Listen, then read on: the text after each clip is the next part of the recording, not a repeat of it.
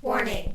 This episode contains foul language, mentions of murder, and EVPs you may want to check out with a set of headphones.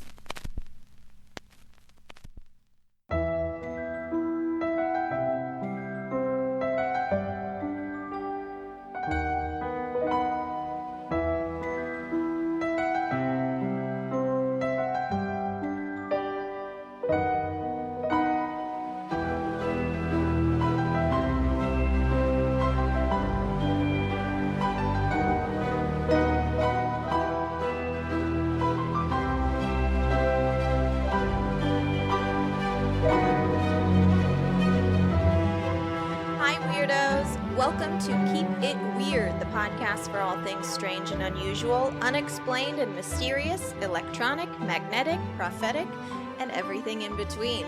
Each week we get together and chat about something weird, and this season we are cranking up the dials and turning our amps to 11 and stuffing as much strangeness in as possible. This week we have a mystery segment or two and one Mondo special segment where we will be discussing the history and findings of the study of electronic voice phenomena. Is it real or is it in our heads? Can anyone record an EVP? And what kind of equipment would you need to do it? What are the voices trying to tell us, and who in the hell are these voices anyway? Find out all of this and more as we journey into the wonderful world of weirdo. My name is Ashley, and this is my co-host Lauren. Hello, weirdos. Hello, babies. Hello. It's weirdo time.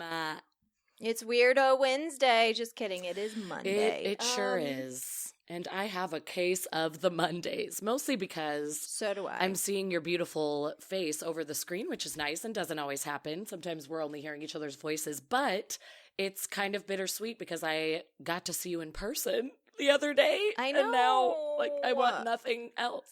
It was so great. And we're in the same time zone. That is. What a treat. It is magnificent. I do like that a lot.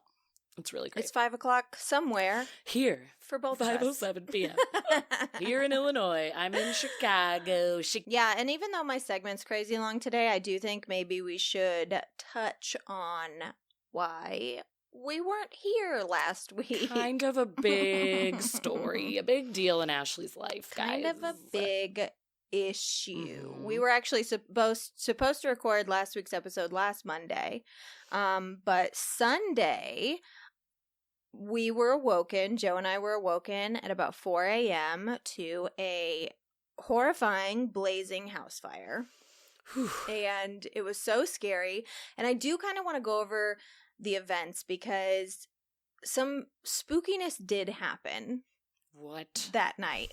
So I usually go to bed before Joe. Mm-hmm. I usually go to bed like 2 to 3 hours before him. You and he, you just talked about this. You guys are the night owls. You like to stay up. I stay up 3 hours after Alex. Snack, stay up, he's watch used to TV. it now. I just got to enjoy that alone time, you know? I go to bed before Joe, and usually, I wake up and Joe's there. But this night, I went to bed before Joe, and I did blow out my candles in the bathroom. Thank you very much. Mm-hmm. But it could be that one of them was still lit. We actually don't even know what started the fire still, which is weird and crazy. That is weird. But anyways, I went to sleep. At one point in the night, I woke up, and Joe was in bed with me. Mm-hmm. And I was like, oh, there he is. And I went back to sleep. But then I heard talking in the other room, and I was like, what the fuck is that? And then I realized it was one of his YouTube videos. He watches a lot of historical stuff to enhance his brain. Such a nerd. I mean, that's why he's so smart. It's fine. That's why he knows everything. Geek. That's why we watch fucking Vanderpump Rules. And that's why we don't know the difference between north, south, east, and west. My brain is a pea. A pea size. The pea, and it's full of pea mush. Pea mush. Truth. So anyways, I hear that from the other room, and I was like, what? Why did he leave the TV on? And then I looked back over, and he wasn't in bed with me. So that was weird, but I just went back to sleep and just chalked it up to nothing until I was woken up at 4 a.m. From him screaming, fire, fire, get the cats, call 911. Oh my gosh, I cannot imagine that moment. Yeah, it was bad. I won't go into like too many details aside from we lost the whole room. We lost the whole bathroom. Joe saved our asses. If he had not been asleep on the couch, I don't know. I don't think that we would have been awoken by the fire until it was in our bedroom, Oh of my which gosh. there's no escape. Right. So we would have had to break out the windows, and I don't know how we would have gotten in to get our cat. It's horrifying to think about. I'm is. very happy that he passed out on the couch and it woke him up and he wasn't behind a closed door with sleep sounds I was on going like to say I with was. sound machines, Alex and I are the same way. Yeah. Sometimes I'm like, shoot, do we need to leave our door cracked? Like, we will never hear an emergency. Like, we obviously have a monitor for Wilder, so we can hear his every sound. But it's like, yeah, if there were a fire, we wouldn't hear a damn thing. It is like a wind tunnel in our room at all times. So, Well, and I, we're taught about fire safety growing up, obviously, and I remember even making a joke in a past season where I was like, are fires that serious? Because I feel like every month we had a fire safety Totally. thing. I was always convinced that I was going to die in a house fire because of Same. how often it they was were like, the fire most safety, common feel drill. the doorknob, Yeah. see if it's hot, you know what I mean? Yep. But it spread so fast. Like, Joe heard basically at start. Like, he didn't know what it was. He thought it was me, like, mulling around, Right. and then he looked over and saw the flames. But, like, Joe immediately jumped into action and started putting out the fire. And luckily, it didn't get out of our bathroom at all. Like, even the molding around the door is all bubbled and charred, Yeah. but it did not get out of the bathroom. Which is amazing. And let me tell you, your smoke detector will not go off when a fire starts. It's only going to go off after it detects smoke. So Yeah. this smoke detector, which was like very close to the bathroom, did not go off until Joe basically had the fire out. So Oh my God. yeah, Like, it thanks was really for doing your awful. job, smoke We didn't record detector. last week. Yeah. Why does my smoke I detector go know, off when I'm frying bacon, but when there's an actual fire, it's not gonna help me? I don't really Seriously. understand. And then there's a raging fire, and the Yep. smoke detector's like, "You're good. You're fine, man. You're It's good. in there. It's in that room. You're fine, probably." A foot away. But we are totally fine. So The glad. kitties are totally fine. We are okay. Yeah. And they're working on it now. We've had the restoration team out all week to take care of the smoke damage. And then what's funny is I was supposed to be getting my bathroom renovated last week anyway, because the tile in my shower is like horrible and they're taking it all out and they're like reapplying. They were just going to put like a new shower, I don't know, vinyl. I don't know. I don't know how this shit works. Yeah, I don't know They were going stuff. to redo my shower. Right. So that was supposed to start on Monday. Obviously, it didn't because the whole room is charred, but Man. Well, now they have to redo the whole I bathroom. hope Sorry, you get fellas. your dream bathroom now. It better be exactly Thank what you want. Oh, that is so crazy. But I'm so happy you guys are okay. And I still got to go and God. visit Ashley and see her house for the first time, which was so great. And besides the bathroom, poor little gal, the rest of their house looks amazing. And it didn't even smell like smoke anymore. So there are so many Yeah. things to be grateful for. I'm just so happy you're still So with many us. things to be grateful for. Yes. And it was great. You know, I have to give me and Joe a shout out. Joe more than me. I didn't even have to take Xanax. Because he handled Do you know everything. how far I have come? That is Do you know how far I've come as an amazing. anxious, anxiety-riddled human who used to not be able to go to the grocery store? Mhm. I didn't even have to take Xanax the day of the fire, and Joe was so amazing. You know, when you're in those panic situations, like, you don't know how your partner's going to react, No. really. Like, we've never had a situation like that, and, like, not once was he, like, snappy with me or anything. He was just, like, very no nonsense. Yeah, He like, was let's call go, get the 911, get the cats, cats, put them in the sunroom. Right. We're doing this. Where are you? What, you know what I Yeah. mean? It was just, I don't know. That is so wonderful to know that that is your partner. Yeah. And then, like, that day we were, like, laughing together, and I was like, I just can't tell you how much I appreciate having a husband who, after we have a house fire, we can just, like, kind of laugh and play together. Yeah. And I don't know. And be thankful. It's reassuring. Yeah, that is so great. Good to know how he would react, because I am not that way. And Alex Yeah. found that out Mhm. when, I mean, nothing even close to your situation, but a small fire started in our oven. I feel like I told you this because I think it was a night we had to record and I was like, I'm late. A fire started in our oven because some foil fell down into the bottom part and caught on God. fire, and it was like greasy. It was just a perfect storm. And so a fire was starting and black smoke was starting to billow out of our oven. Wilder was pretty little still, so because I remember I was able to like scoop him up. But then Alex, similar to Joe, was just kind of like, okay, where's our extinguisher? Where's that? Like he jumped into action. I was just holding Wilder like, I was just screeching. I did nothing. I like paused. To be honest, your reactions to shocking events are usually just screaming. Yeah. Like when your you were cat here the dove other at my day eyeball. and Penny jumped on the she jumped on the chair you were sitting on. I've never heard someone scream like that in a non-life threatening situation. I know. You would have been great in a slasher, is all I'm saying. Oh, You would have been yes, really and I great would in be a the first slasher. one to die, and I'd have a really good scream. You would. I'd be a good scream. Yeah. I can't say scream queen because I would die. Scream gal. I'm the scream gal. Anyway. Anyway, back. so fires are weird and scary, and that's over, and hopefully I never have another one. But Goodness gracious, yeah. thank you guys for being cool with us taking last week off. We have a really good episode for you. Lauren's going to start us out. I don't even know what she's got, and I love it. Ooh, I have brought a couple segments today, but I wanted to kick things off with a new segment because Ashley got to bring us some new fun ideas last time with our ever-changing podcast that we have going on right now. So, this can be workshopped, but here's what I have so far for the intro to this. Where in the world is Keep It Weird going? Where in the world is Keep It Weird going? Grab your passport, book a hotel, and let's go to a weird town. Yeah. What is there to workshop? That's the most perfect thing I've ever heard. Great. So, where in the world are we going? Where is Keep It Weird going? I based this off of one of our most fun episodes where we talked about the strangest places in the world and talked about just the most hilarious, bizarre, disgusting towns and weird things that they have in them. It was so much fun. So I wanted to keep going on that and bring a little weirdness, maybe places you can visit, maybe places you never, ever want to visit. You know, like it's whatever you want. So today we are going to Mother Russia. Ooh. We're heading over to Russia.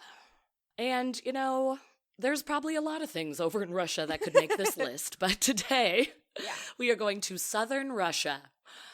There is a large Buddhist city, the largest Buddhist city in all of Europe. It is in a town called Elista. Okay. In addition to giant monasteries and huge Buddhist sculptures, Elista is also home to some royalty. Maybe people didn't know this. Some kings and queens, but not in the way you might be thinking. No. Because on the east side of Elista is a place called Chess City, a small, strange little town that is basically the size of a subdivision, like a nice big neighborhood. It has a large central 4-story dome, which is its city hall or city chest hall, and an Olympic Village-esque living area that surrounds it where people can live, work, whatever. And it was created for one reason and one reason only, to play chess. To worship chess, to talk about chess, just to be the chess capital of the world. It is a chess city and nothing else. As the New York Times called it, chess is king and the people are the pawns. And that is so true. That's it. People don't even matter. It's all about chess. Chess City was built in 1998 by chess fanatic. I'm not going to be able to say this man's name correctly. We all knew this was coming.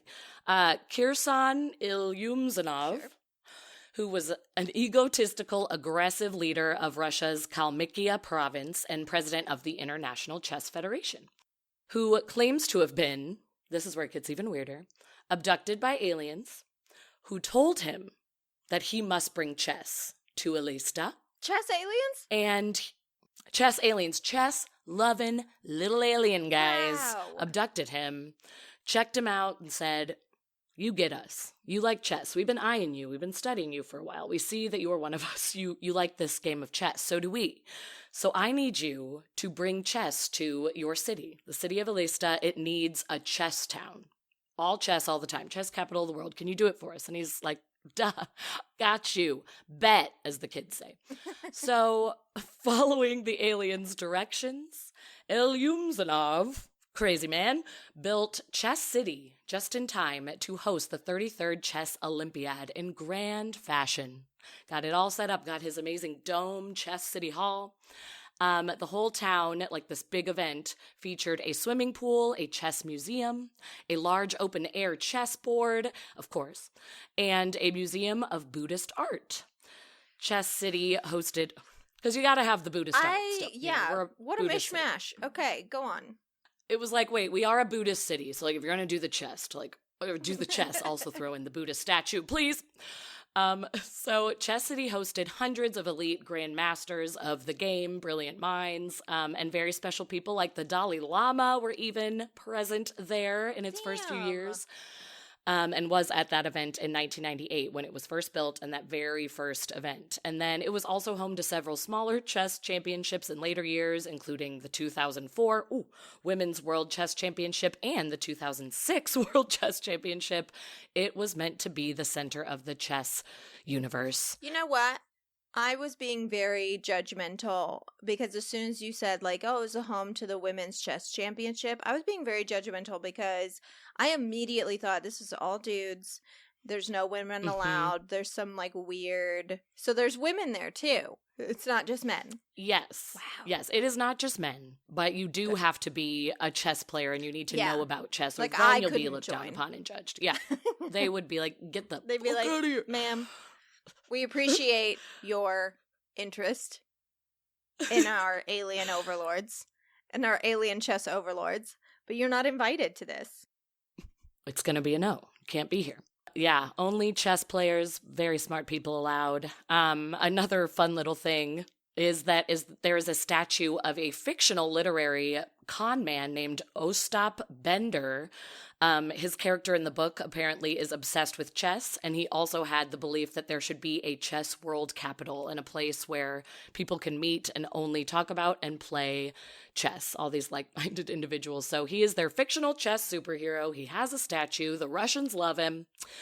So that all is like fun and weird. We can laugh about that, but I want to end by saying, while Chess City brought temporary international attention to the city of Elista, it was highly controversial because the city of Elista is very poor. It is an impoverished city, and cutting food subsidies in order to fund this giant $50 million complex for short-term use and basically to be a tourist trap surprisingly wasn't a popular idea with a lot of the Russian people. So it was always controversial. But basically, Kalmykia is a very poor country of 300,000 people, little resources, dry, hot desert climate. So once the Chess Olympiad was over and some of those tournaments, Chess City became sparsely used and largely vacated. You can still visit it, but really nobody is living there. And it was such a slap in the face to all of the people of Elista being like, okay, so it didn't even last that long, but you took all our money and it's still just sitting there. Yeah. And you're the worst. So you could have given us food. So it's not great. And apparently there are still future plans to add on to it, like getting a water sport complex and like a skiing center, adding government buildings. We'll see what happens. Obviously, people are still a little unhappy about it, but maybe they could bring in some more money and give it to their people. Kalmykia, that would be nice. And that I wonder why they is Chess chose City. that area. Did the alien say to? Because there was, where was it? That Florida town that was all mediums and psychics. Yes, They were told right. by, some spiritual communication where That to was the build. place. Yeah. Mm-hmm. Yeah, the man, this leader who was abducted by these aliens, he said they specifically said, bring Chess City to Elista, this region. But also, that's where his leadership was. So I think he was just like, my hometown, please. And that's what happened. It's here. For sure. It's right here. So yeah, probably won't be visiting there because I won't be No. allowed in, but interesting. I don't think I'll ever make it to Russia. And if I do, I don't think I will seek out the chess capital. I've never actually played chess. Me either. Well, I mean, I've fake tried. played when I was little. I moved around the pawns, but You played I don't know what I checkers was with a doing. chessboard. Got it. Yes, correct. I tried to learn once because I bought Joe loves chess, and I bought him Of course he does. of This is course what he I'm does. saying. That is not a surprise. I bought him actually a Soviet chessboard from World War II for Christmas that's one actually year, cool. and it's really cool, and it smells like cigars, and it was on some sort of Soviet ship, and it was their chessboard, and I bought it for him for Christmas, and like ever since, this was like 5 years ago, it was like, you have to learn chess so you can play chess with me, and I tried to learn one time online, and I was like, nope, my mushy pea brain ain't gonna take this one in. I'll learn one day though. Same. I know. It is really something I want to learn, even if I only play like once or twice. It's something that I've wanted to learn because I truly am just being lazy. Because it's the same as you. I think I tried to do online chess once, and I was like, I don't really get it, and just signed off. Yeah, like I don't want to be a so. chess master. I just kind of want to, know a little chess. Well, that was a weird place that will never go. It sure was. If you guys out there, if you've ever been to the Chess City, let us know. We want to hear about it. Write in. Leave us a message on our voicemail. I don't know. Oh, yeah, our voicemail. We have a phone now. 626-686. What's the last four? Hold on, I'll find out. I know. I wrote it. Oh, 626. Hey. 686-1821. 1821 626-686-1821. Call us, leave us a voicemail. We've gotten a couple voicemails so far. They're really adorable. And I can't know. I was dying. I can't wait to It's so good. play some in the future. But Yes. right now, we need to come up with a name for our paranormal segment. What if it's just like, now it's time to head to Paranormal Alley. Down the alley we go. Time to join the ghosts and ghouls and paranormal paradise. Paranormal paradise. I like that. Paradise. I was trying to think of another P word, but paradise, maybe not. Paradise to us. It's paradise for us. Yeah. It's not for everyone. Not for It's everyone. definitely not for Alex Ogle. I'll No. tell you that. Or Joseph Oakes. We'll call True, it, this is true, true, our true. paranormal paradise. That's right. And it's our show, so That's sorry. true. Okay, so today I am going back to a topic that we covered in our first handful of episodes all the way back in season 1, 2017. Holla. But over the last 6 years, we have learned so much more about the science side of the paranormal, and I have so much to share with you. So we are going to be discussing EVPs. Woo woo! I love it. I know. They're so creepy, and They're so creepy. one of my favorite things in the paranormal world. And when people hear EVPs, I know their first thought is ghost hunters, ghost adventures, Right. videos on YouTube titled 5 Scariest EVPs Ever Recorded, etc., etc. And, or maybe they think of our episodes because we've caught a few as well. But what a lot of Oh my people, gosh, the Biltmore, we caught one at the cemetery in Culver City. Oh, I don't remember right. what that cemetery was called. Me either. That one was really clear too. We couldn't That one was understand the very language, but strange. very It was clear. in French as well. Like, Yeah. who? Ooh. We had a couple listeners write in with their ideas of what it was. We caught an EVP at my apartment while we were recording, which I'll play later. Yes. Like, we've caught these strange voices on our recordings before. What a lot of people don't know is that the study of electronic voice phenomena has been around since the existence of radios and recording devices, and there actually has been some really terrifying discoveries and even tests that have held up to the scientific method, basically meaning that you can do it and you can repeat it and get results. So Okay, well, how the interest in these strange voices coming through static and radio waves began, it can definitely be attributed to the spiritual movement of the 1800s. Belief in spirits and mediums were widespread, and along with new technology came new ways of exploring this phenomenon. Like, obviously, when photography came along, it was used in this capacity as a way to explore, demonstrate, or attempts to prove that paranormal phenomena actually existed. And when recording devices came along, it was true of that as well. Thomas Edison himself was asked in an interview with Scientific American to comment on the using of his inventions to communicate with spirits, and his response was, yes, if the spirits were only capable of subtle influences, a sensitive recording device would do much better than, say, Ouija boards or tapping on tables. Like the amount of energy that it would take to, say, communicate through a recording device as opposed to pushing something across a table, it's a huge difference. So yeah, yes, absolutely. Huge amount of energy. Yeah. There's even rumors throughout history that Thomas Edison actually designed a device specifically for attempts at communicating with the dead, but no hard proof that this device was ever created has ever come to light. So who knows? Okay, well, I'm gonna choose to believe that Thomas Edison was a weirdo. And there's a weird device out there. So an American photographer named Attila von Schale was among the first to try recording what he believed to be voices of the dead. In 1941, he attempted by using a 78 RPM record, but it wasn't until 1956, after switching to a reel-to-reel tape recorder, that he believed he was successful. He recorded voices saying things like, "This is G," and "Merry Christmas and Happy New Year to all," which is kind of strange. Also, sweeties. Also, how nice. Really cute. Then there were other cases around the 1950s as well that occurred as accidents. In 1959, for example, a Swedish painter and film producer named Fredrik Jurgensen was using reel-to-reel recorders to record bird songs.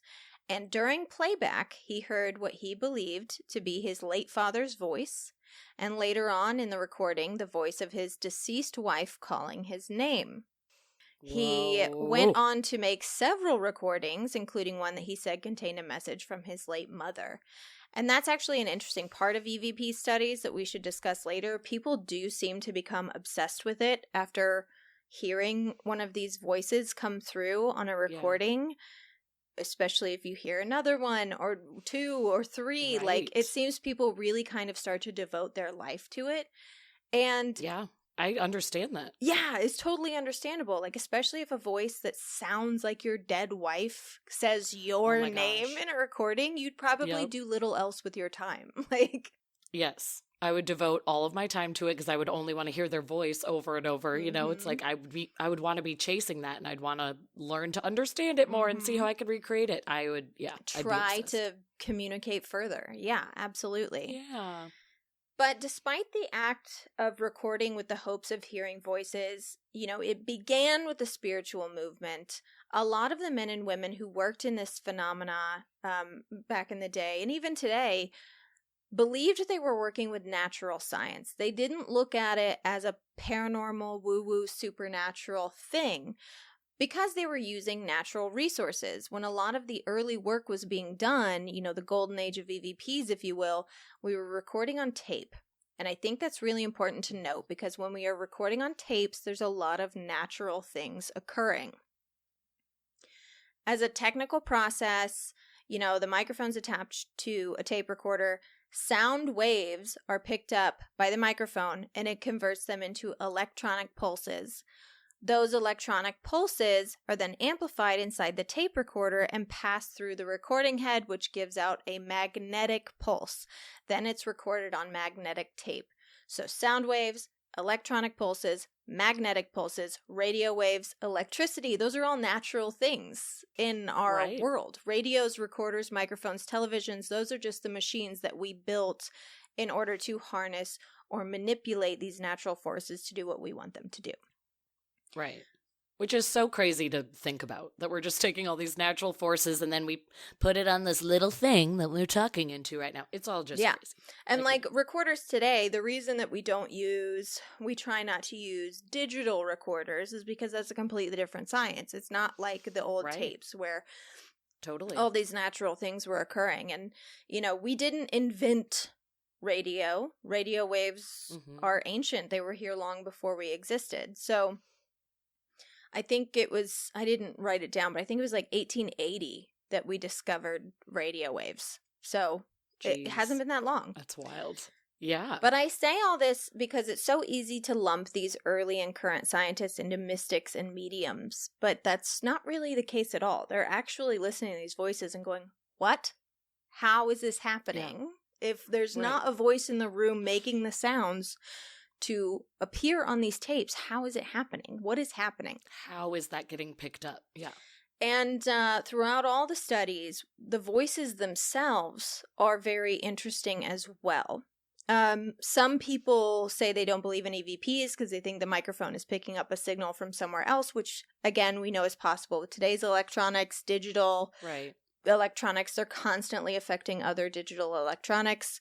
And in the case of a ghost box or a radio recording situation, even more so, people believe they're just fragments of radio signals being picked up from other places. Totally get it. Yep. But totally possible. The voices we're talking about are inherently different and have their own weird characteristics. They sound like humans, and we've tested some of the voices that have come in. They can come from human vocal cords. It's not a situation like The Exorcist where it's like, this is not a human's voice. They are it seems like they are coming from human vocal cords. But they have their own speech patterns. And they usually speak very rapidly. There's usually a mixture of languages involved, sometimes 1, 2, 5 languages in a single sentence. They speak in a rhythm, which is interesting. A lot of researchers have just kind of guessed that it has to do with whatever means of communication they are using. Because if we're here with our recorder, what are they using wherever they are? Right. To communicate. Yeah. What's their tool? The only thing I could think of to compare it to is sort of like talking to Stephen Hawking. Where his speech pattern is going to be a lot different than ours because he's typing it and the words are coming through on a device. This robotic voice. Exactly. Usually the mode of speech is a shortened telegram style phrase or sentence, and grammar is almost always thrown out the window. Which is fine with me, because I'm not good at it. Yeah. That's our style. We like it. So I learned all this years after we captured an accidental EVP. This EVP, it was early on in the podcast. It was our first season. It was myself, Lauren, and our guest, who was director and photographer Kelly Reed. And the episode itself was about angels and demons and how believing in them affects human behavior. And what you're going to hear is something none of us heard at the time of recording. It was only after, when I was editing the episode, that I heard this voice. So Kelly's telling us a story about someone she knew personally whose brother was murdered in public by a man who claimed that the devil told him to do it. So first I'll play the original audio, and then I'll play the enhanced version. But I remember that distinctly growing up, that's probably the only person I know who had someone that was murdered. Yeah. But I remember that distinctly growing up, God, that was murdered. That's probably the only person I know who had someone that was murdered. Yeah. I haven't listened to that in so long, but it just gave me the chills all over again because, to me, it's such a clear whisper, when you go in, and I'm sure, obviously you amplified it, made it louder, but it's a voice that wasn't any of us, but there she blows. She blows. It's very clearly a whisper, and as far as I can tell from listening to it, 8,000 times, it sounds like a whisper saying, brother was murdered. They were repeating, brother was murdered. That's what she just said. We were talking about. Yeah, and brother was murdered. If I were to hear this, I would assume that one of us during the recording whispered, brother was murdered at this point. But the thing is, none of us did. We did not hear this. And yet it is there. And this is long before I knew how to edit shit. Today I could probably genuinely fake an EVP. For laymen, not for professionals. But for laymen, I could probably genuinely fake it. In 2017, I wouldn't know where to start. No. So. Absolutely not. We were beginners. We were amateurs. There were 3 of us recording on one blue microphone, okay? Season 1 was a tough hang. We did our best. And honestly, no one's ever complained. So the reason that I picked that particular EVP is not only because of the clarity at which it was picked up, because that is mind-blowing. Very clear. But also because of another theory, a consciousness theory, that these voices are somehow vibrations and electronic pulses being generated by our own brains. Which is not crazy. Like, it's shocking. No. And it makes you go like, but it's not crazy. Wait. Questioning everything I've ever believed. Our brains are electronic. We know that. I actually looked it up. We use 20 watts to power our brains. 20 watts could charge 4 iPhones. So, well, geez, I wish I could just plug in up here. Seriously. You know. Well, I think, Uncle Fester can put a light bulb in his mouth and it lights up. That's true. He was using his powers. He was using his wattage. We essentially are animated through electricity, so the idea that our thoughts could somehow manifest themselves through another form of electricity is not crazy. No. Like, for example, when you read or think in your head, do you hear your own voice? I do, but I've recently learned not everyone does, and that also blew my mind, but I hear myself. Well, think of your dad's voice. Can you hear it? Yes. Yeah, so it's in there. Like, we can create it in our brains. Right. So if that electricity is somehow connected to another form of electricity that is natural to this earth, like, what if that form of electricity could pick it up and just, like, play it back for you? Wow. And that blew my fucking mind, because in that moment, it is very, very, very realistic that one of us was thinking, holy shit, her brother was murdered? Her brother was murdered, and then it was put out there. And then it was just like, brother was murdered. Oh my gosh. Isn't that wild? I'm questioning my whole existence on this planet at the moment. You know, like, if you're a listener, you can't see, but I'm just kind of dumbfounded. That is okay. That is totally believable, and I actually understand that. Yeah. Like, okay, that's new. One man that I need to touch on, though, is Konstantin Raudiv. He wrote a book called Breakthrough, an amazing experiment in electronic communication with the dead, in which he details exactly how they conducted their experiments, as well as transcripts of over 25,000 voices. 25,000. 25,000. And even though, so the title suggests he believes he was communicating with the dead, not the case. One, that happened when it was published in 1971. They changed the title. In 1968, it was titled simply, What is Inaudible Becomes Audible. Not catchy, okay? But he even says in the book he doesn't wish to give the impression through the voices that he's chosen to feature within the book that he's, like, bent on any particular hypothesis, interpretation, explanation. He's simply reporting and documenting what was heard on these recordings. And the only reason he even steps into the realm of communicating with the dead is that these voices constantly bring up the fact that they're dead.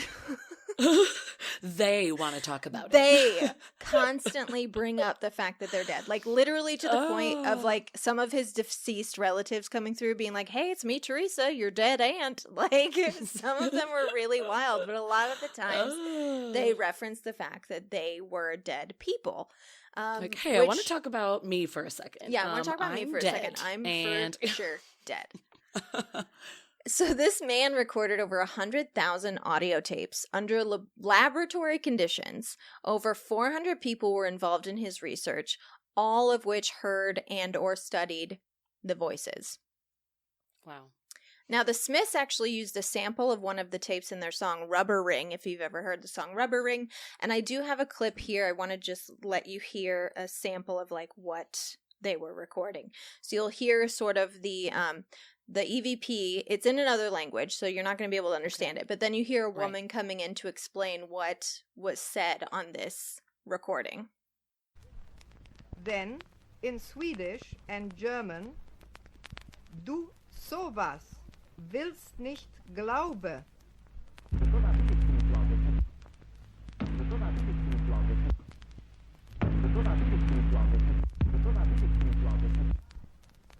You are sleeping. You do not want to believe. Ooh. Wake the fuck up. Wake up. Wake and up. you can don't believe. definitely listen to this and be like, who fucking knows what that voice is saying? Like, how do we know that that's what they're saying? Like, what if Sure. that's just what they heard? Well, I do have to add, Constantine and his team did not translate the voices. The voices were actually sent to professional listeners and translators, who in some cases didn't even know what they were listening to and transcribing or translating. They were just doing their job. They were experts in linguistics, spoken language, and they would send back transcripts of the tape. And occasionally, Constantine and his team would obviously hear a recording and be like, damn, that's clear as day, you know, but everything was sent off to others to translate and potentially hear things that they did not, so that they couldn't be influenced. And apparently, I learned this while studying, apparently it's very, very difficult for human beings to hear multiple layers of audio at a time, which is why we are so susceptible to hypnotism and brainwashing techniques and things like that, because our brains are like electronic math. And if you know the code, you can kind of just fuck around with it, which is terrifying. Yeah. It is terrifying. It's Being so hypnotized scary. in general is terrifying to me for that reason that like I have witnessed people, you know, at those shows getting hypnotized, which I fully believe is real because people I know have gone up on Absolutely. stage, gotten put to sleep and woken up and been like a character, whoever the hypnotist told them to be. And that like really fucks with me when I think about it too much. I'm like, how did he do that to their brain? But it's because they know the code, like Yeah. you said. You just have to know how to break into that math and you're in. You can just jack in like the Matrix. Yep.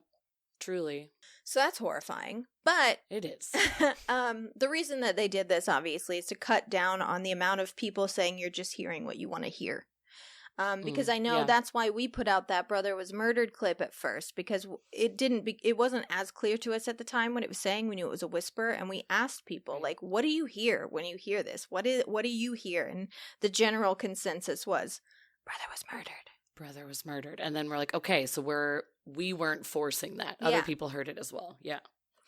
Science has all but dismissed EVPs, and not even because it's not happening, simply because they haven't figured out how it's happening, why it's happening, and we haven't been able to find a way to completely communicate one-on-one. Like, there's never been a like, hi, how are you? Good, how are you? I'm good. Are you dead? Yes, I'm dead. Like, there's never been a clear back and forth conversation like that, but I honestly, truly believe it's just a matter of finding the right conditions and using the correct means in order to find a proper connection to these voices, whether they're voices of the dead, voices from another dimension, or voices from our own heads. Like, maybe it really is from our own brains.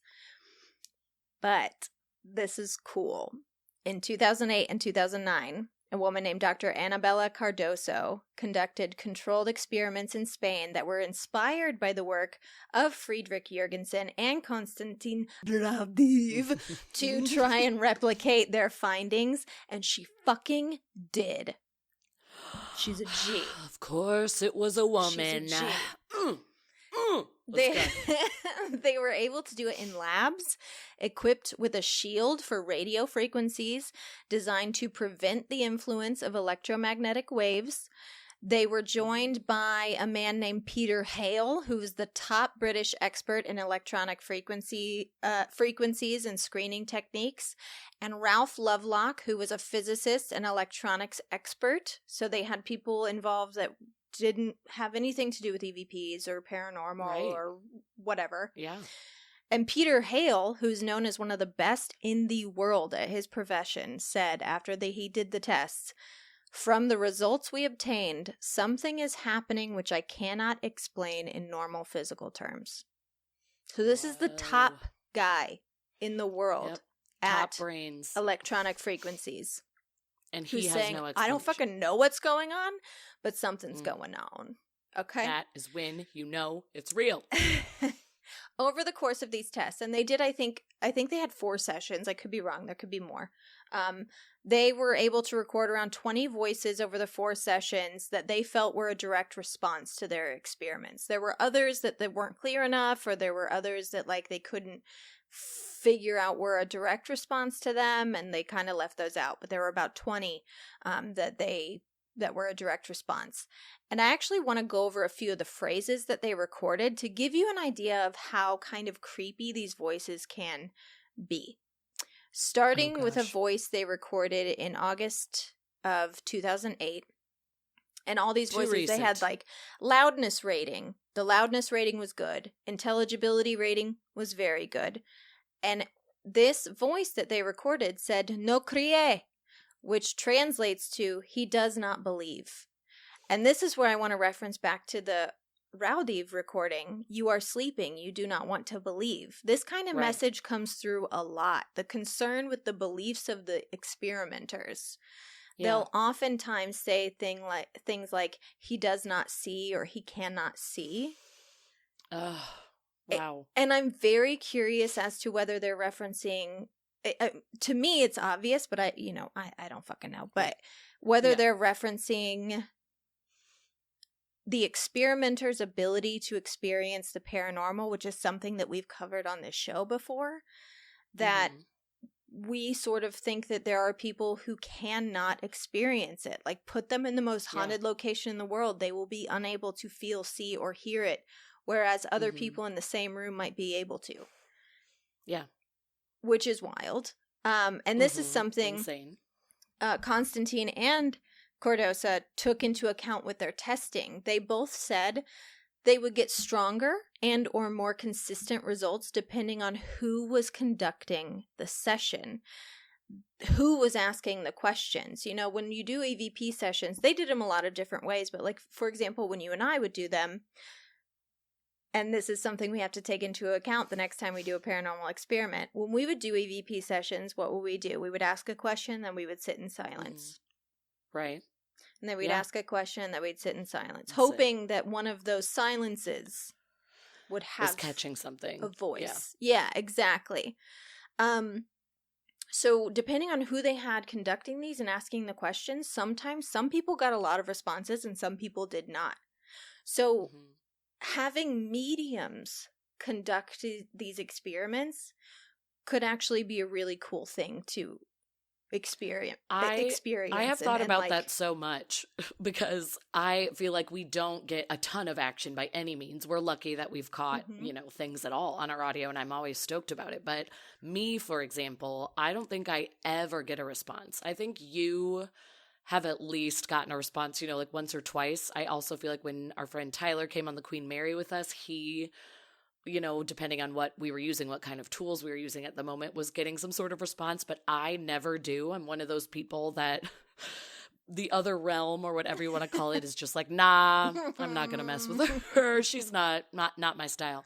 So I think about that often, where I'm like, I would love to bring a medium or somebody who's really sensitive to be there, because I think I'm harshing the vibe, and I think we could get more results. And here's something that I found interesting as well, because that's actually not even the best way to do an EVP session according to these tests, according to these experiments that they've done, because the environment seemed to affect it a lot. Like, in both experiments, they found that if a conversation was happening between two people, it allowed more voices to come through. Now, it does make it a hell of a lot harder to translate them if they're being talked over, but you can still tell, say, like when a male voice speaks Spanish over a female voice speaking English, but it's almost as if the liveliness of the people in the session allowed for the energy to manifest itself, which makes me think of every other EVP we've ever caught, which always happened while we were talking. Yeah, it's always while we're the little girl singing in the hallway. We're having a whole conversation. Yep. Like, we didn't hear it. It was happening. It's so hard to look down there.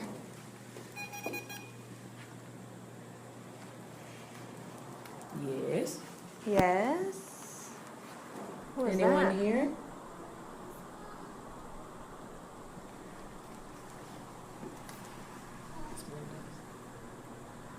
Well, we just got a ding on the EMF.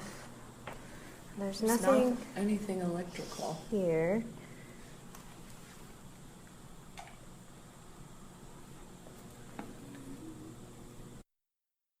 when we were in the dainty cemetery, you and I were talking, we were actually Mhm. at Sharon Tate's grave, and we were talking about Mhm. that and how sad it was, and this French Yeah. conversation came through.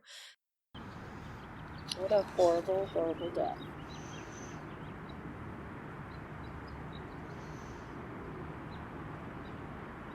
They had already named him Paul.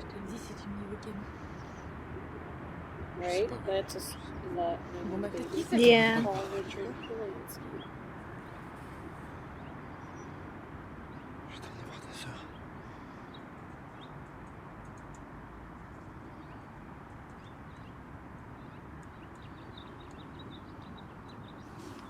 So yeah, it Yeah, almost seems like you're the right. whole like question, wait for an answer thing is not the way to It's do not it. working. It's yeah, you have to sort of like bring energy into your environment and Yeah.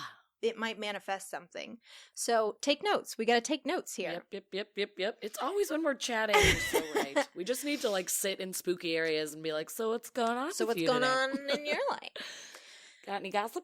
So to go along with the idea that these are voices of the dead, like I said earlier, oftentimes voices of people they had lost would chime in. This is your dead aunt, this is your sister, this is your wife, etc. Well, on June 17th, 2008, when they were recording at Metropolis and using Sony radio hiss as additional noise, that's another thing too. They experimented with a lot of additional noises. They would use a white noise machine, water sounds, dolphin noises, Oh my just to see if something other than silence helped to bring these voices out. Yeah. So they're using a hiss machine, a radio hiss, and Cardoso asked if Konstantin Raudiv could hear her, and the voice that was recorded said "Está no estudio," which translated to "he is in the studio." Oh my god. Which would make I me poo-poo in my pantsies. Yeah, I would poop and probably faint or run. I don't know. Again, I knows? react in very shocking ways. Yeah, scream, bloody murder. Could be any of those. Wow. One time they were talking Wow. amongst themselves, asking if everyone was ready, and they recorded a voice saying, "Está aquí o Cardosa," which translated to "Cardosa is here." So, like the literal woman who was conducting the session, here. they got her name saying it was here, and in that same session they got I'd a really voice. shit then. Yeah, if it said my name, no. In that same session, they got a voice saying "Estamos aquí por cima," which translated to "We are here above." We are here above. We are here above. Interesting and spooky. Another point, one of the communicators, Iñaki, asked if they were able to read his thoughts, and the voices said "Somos capaces sim," which translates to "We are able, yes." Oh my gosh. At one point, another session, they got a voice saying that there is record. Right after they started recording the session, a voice said there is record. As in, like, Oh. there's a record of Like, what oh. we're saying now. They're recording, yeah. It's like, don't say anything you don't, want say written anything down. you don't want written down, because we're recording. At one point, they tried to use this, like, EVP maker, some supposed, like, ghost hunting device. We've tried to use them before. Yep. Why not? Mm. And as they were Yeah. talking about how inconvenient this thing was, a voice came through that said, "Certainly so." So literally this voice was Hell like, yeah, we delete hate that this. fucking app. It's useless. That's not real. What are you doing? And one of my favorites, they were conducting an experiment wherein the room of operators were just having a conversation, ignoring the recording session, just seeing what kind of things might come through, not really asking questions or anything. And apparently they got a voice that said, "In the meanwhile, I'll wander through Vigo." The University of Vigo School of Communications was where they were recording at the time, and I like the idea of this ghost or communicator being like, "Well, I'm going to take a walk because no one's paying attention to me." I'm just going to take a stroll, you assholes. Let me know when you're ready. While you guys are fucking chatting it up, I'm going to take a walk. Oh my gosh. I want to be friends with all of these people who are speaking, if they are people, If you they know? are Like people, they all, if I it's feel in like our there's heads, like a like, we little don't know. sass. They're on top of things. They are Yeah, sassy. I like it. But if you guys want to look into Rowdiv's recordings, they're all supposedly in a storage room of a publisher named Colin Smythe in Buckinghamshire, England. But Oh, if the Shire. you if you Google Breakthrough, an amazing experiment in electronic communications with the dead, PDF. You can read the book. You can read the whole thing. You can also buy a copy for like a couple $100 if you can find one. But the PDF is free online. He has transcripts of all the voices they recorded. You can also Google a 2-year investigation of the allegedly anomalous electronic voices, or EVP, by Annabella Cardoso to read her full research paper along with the transcripts of the voices. And it gives you all the details, exactly where they recorded, what they did during the sessions. Like, it's really fascinating. That's what I want, because she's a G. She's a and G. She did it for us. I like it. Also, if you check out our YouTube channel, you're either here now or you're listening, but it's youtube.com/keepitweirdpodcast. We have a section called EVPs and Extras, and you can listen to a couple strange things that we've caught on audio over the years of investigating and recording.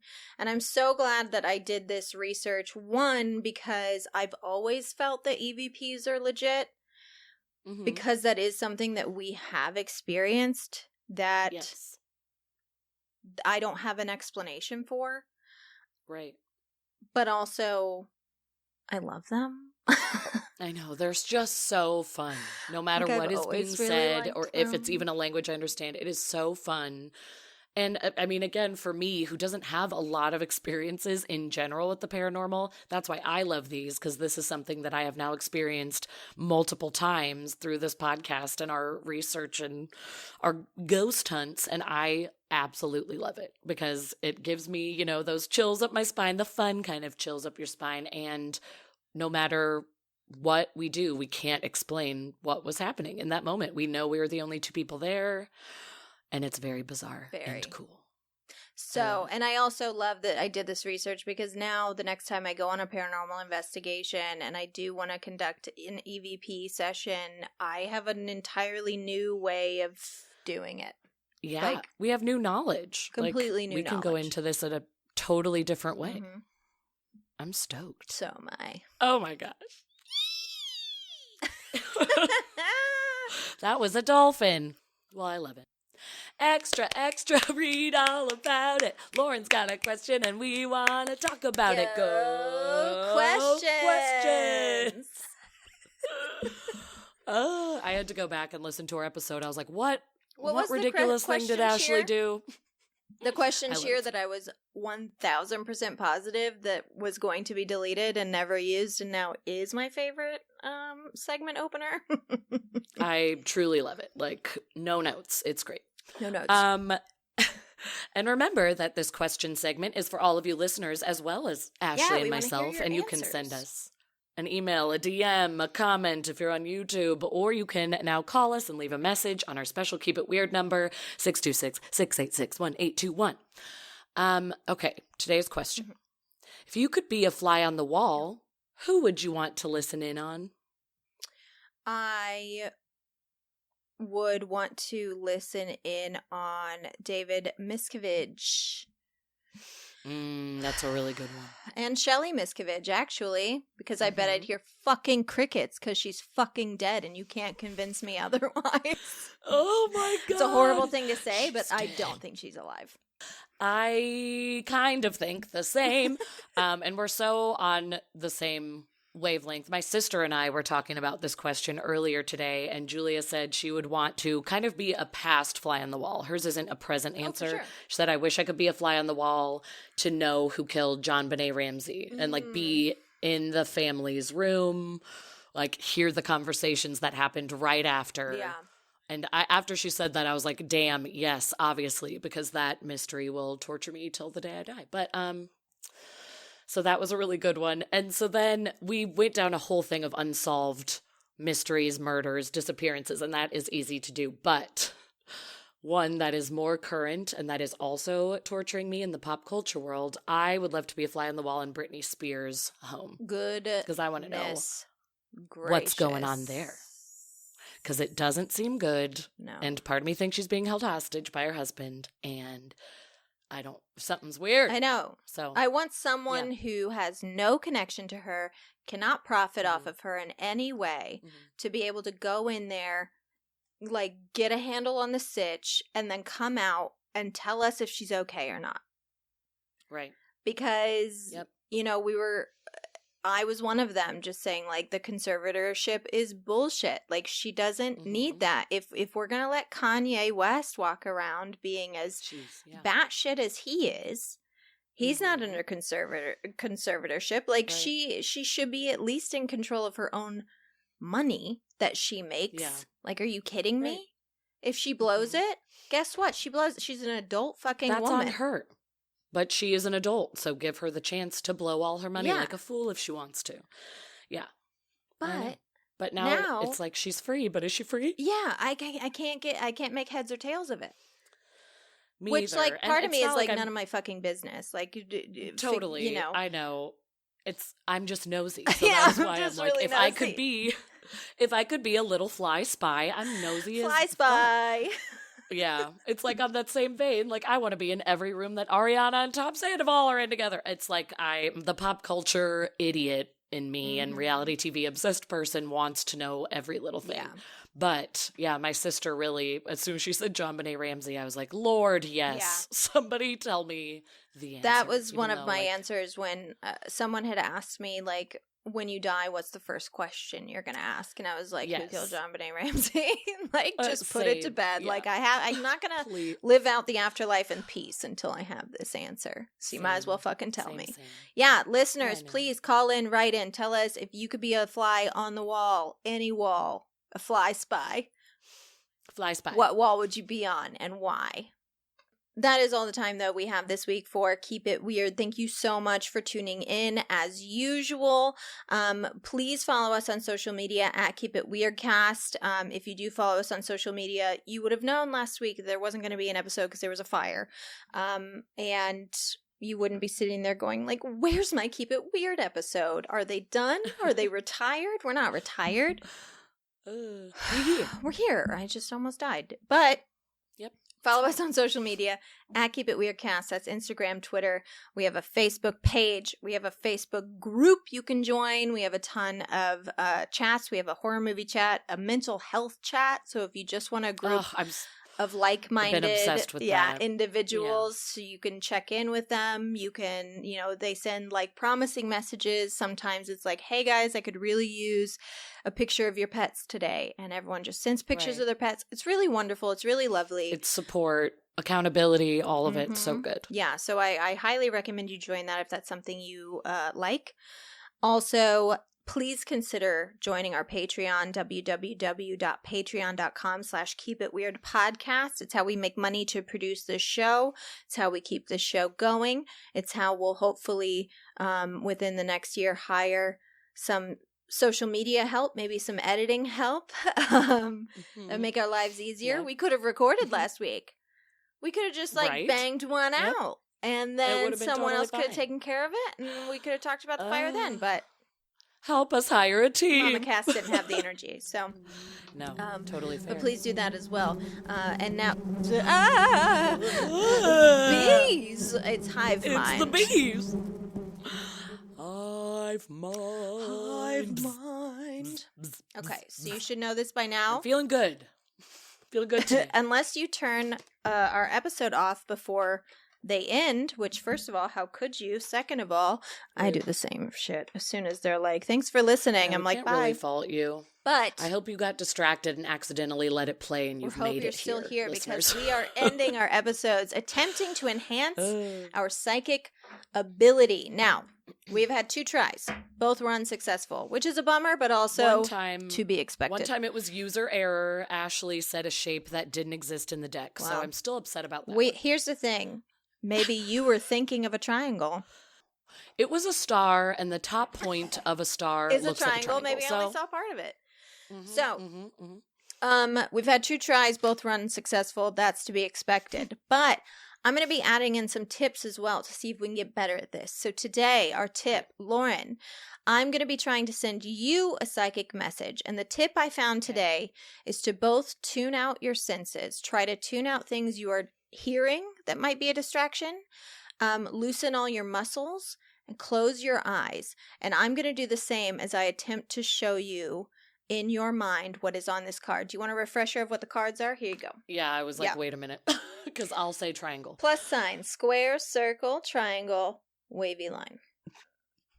You said triangle I did. again. Star. It's a star. It's not a triangle. It's a star.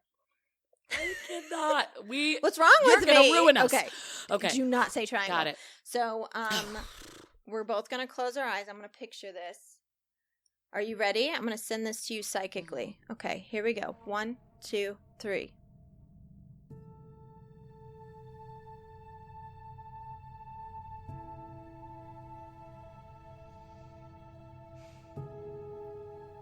Wavy lines. No. Wavy lines. We did it. We did it. Shut up. We did it. We did it. I'm Okay. so excited. Could be a fluke. Could be a fluke. Could be a fluke. I don't know. I felt like I was really tuning out the world. I was really, really concentrating on making wavy lines behind Same. my eyes. So I took like a deep breath. I like sighed out all of the air in my body. I let my body hang loose. I was like, I'm in silence.